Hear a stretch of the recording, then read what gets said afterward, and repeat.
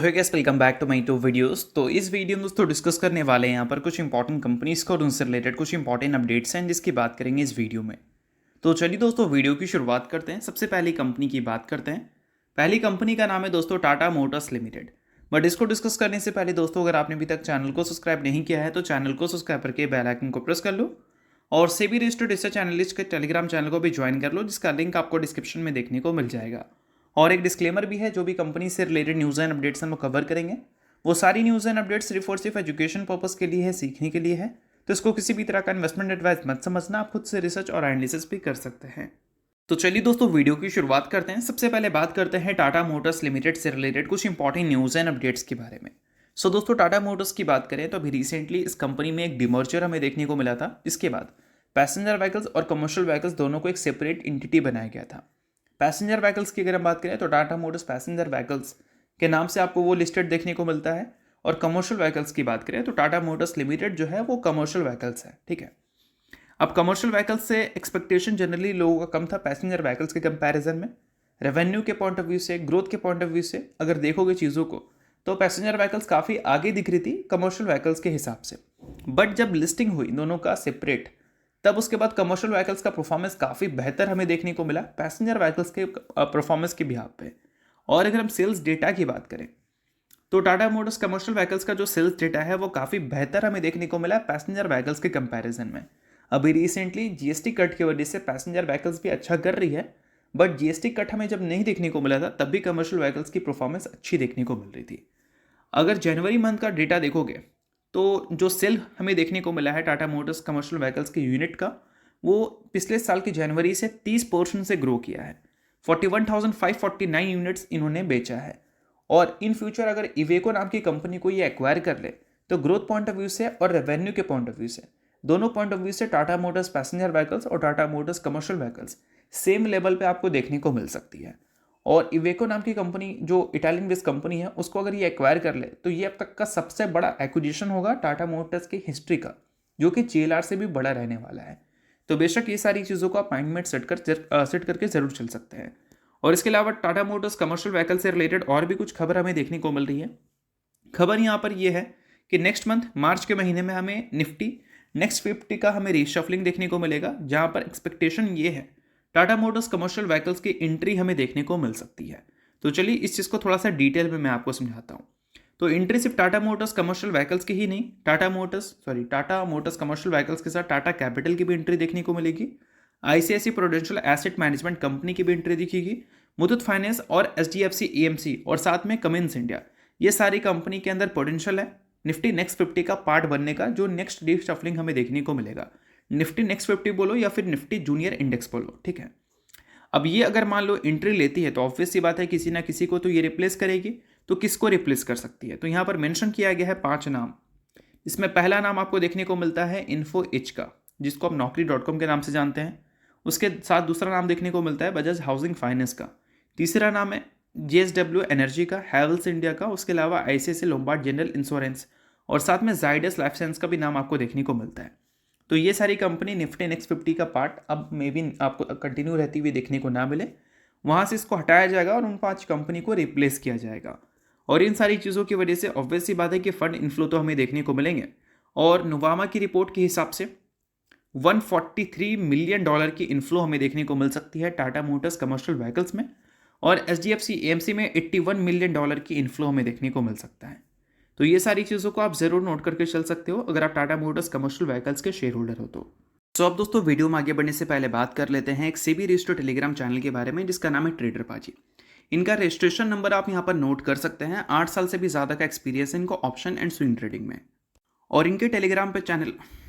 इसके अलावा दोस्तों मार्केट समरी से रिलेटेड कंप्लीट डिटेल्स आपको यहाँ पर अपडेटेड देखने को मिलती है। उसके अलावा मार्केट के जो इंपॉर्टेंट लेवल्स हैं वो सारी चीज़ें भी आप यहाँ पर चेकआउट कर सकते हैं। साथ में दोस्तों कंपनी के टेक्निकल्स को प्रॉपर एनालिसिस कर यहाँ पर अपडेट किया जाता है, जिसको भी चेकआउट आप कर सकते हैं बिल्कुल फ्री ऑफ कॉस्ट।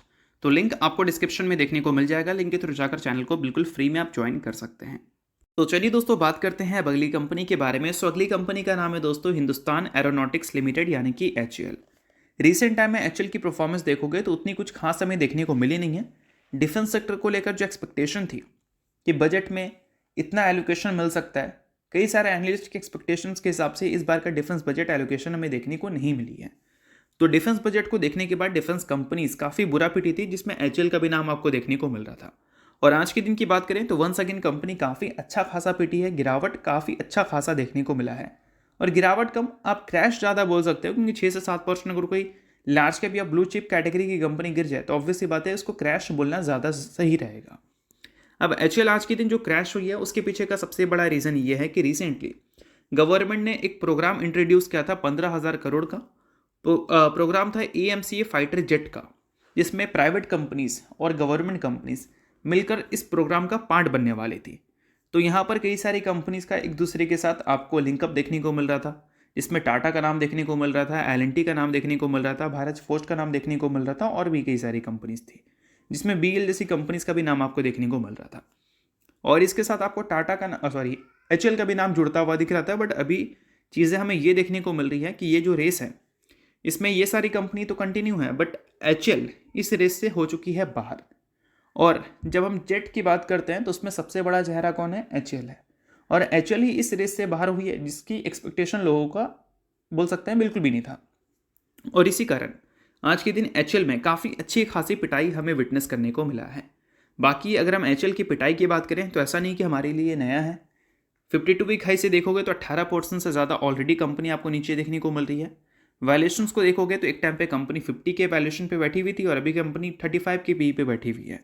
सबसे बड़ा रीज़न कंपनी का ग्रोथ है। पिछले 1-1.5 साल में कंपनी ने जो प्रॉफिट को ग्रो किया है वो हमें नेगेटिव में देखने को मिलता है, और इन सारी चीज़ों की वजह से वैल्यूएशंस कंपनी का करेक्ट हुआ है और कंपनी से एक और नेगेटिव न्यूज़ अटैच हुई है।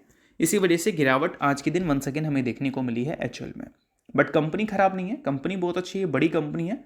अप्स एंड डाउन होता है न्यूज़ के बेसिस पे, प्रॉफिट बुकिंग के बेसिस पे, तो ये सारी चीज़ों को आप मैनेज करोगे तो ज़्यादा आपके लिए सही रहेगा। बाकी आप खुद से भी एनालिसिस चाहो तो कर सकते हो।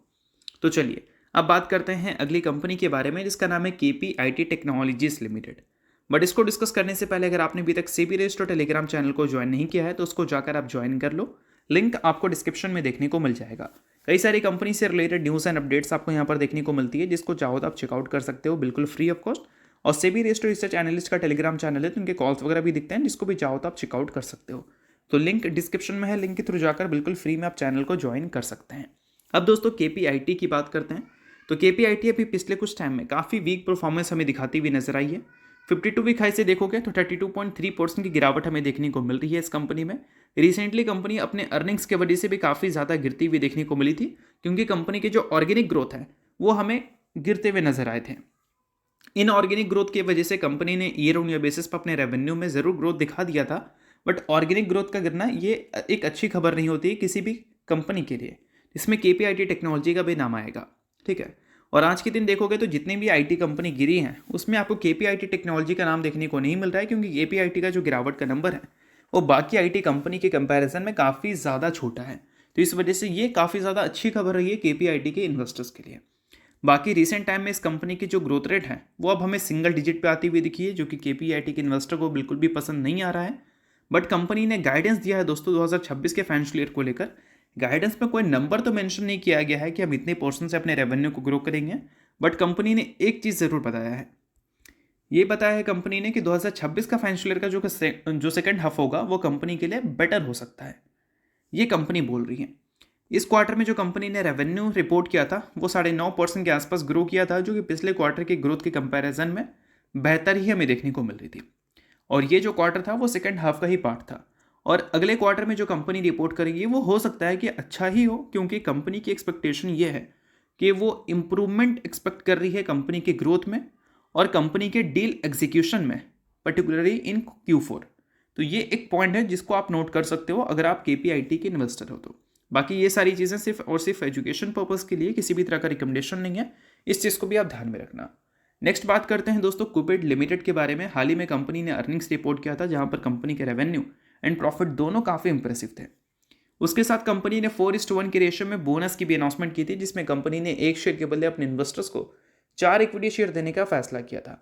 सो अगर आप इस कंपनी के इन्वेस्टर हैं तो बेशक ये न्यूज़ आपके लिए काफ़ी अच्छी है, और इन्वेस्टर नहीं आप इग्नोर कर सकते हैं। न्यूज़ थी इस वजह से मैंने बता दिया, बाकी ये किसी भी तरह का रिकमेंडेशन नहीं है। तो होप करता हूँ ये वीडियो आपको अच्छा लगा होगा, और लाइक कीजिए, पहली बार सब्सक्राइब कीजिए। बहुत बहुत शुक्रिया।